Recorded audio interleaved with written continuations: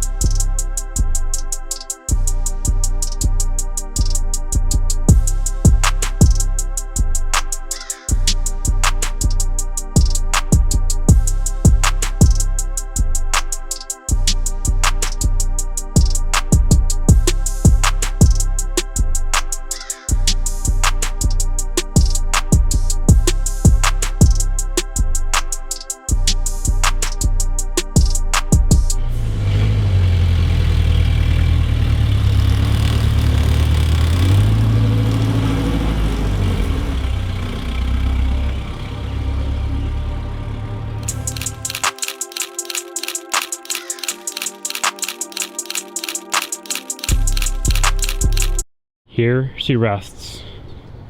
She's just gonna sit right here until it's sold. Oh, Mr. Battle Van, Mrs. Battle Van.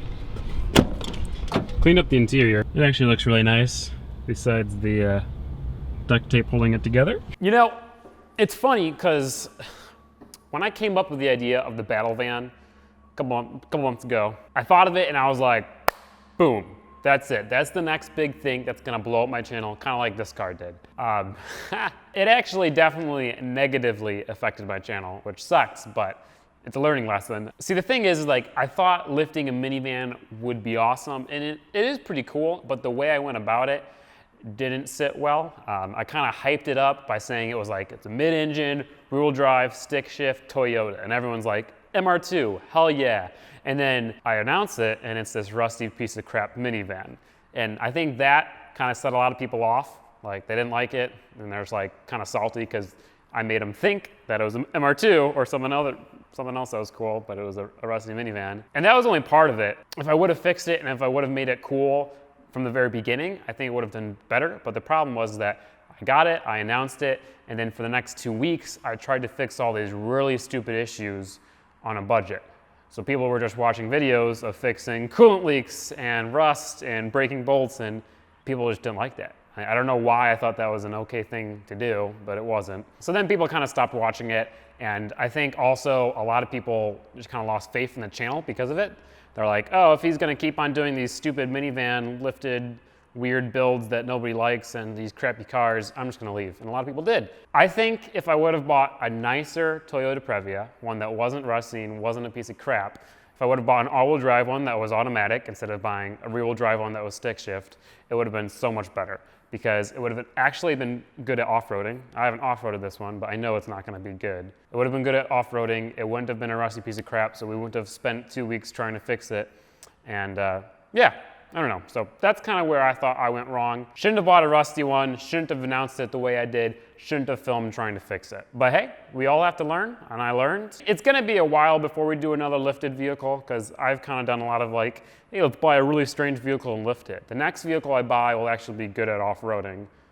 I'm not gonna buy a minivan, I promise. For now, we're gonna work on the drift truck because like, that's gonna be so much better. And hopefully that attracts some new viewers to this channel.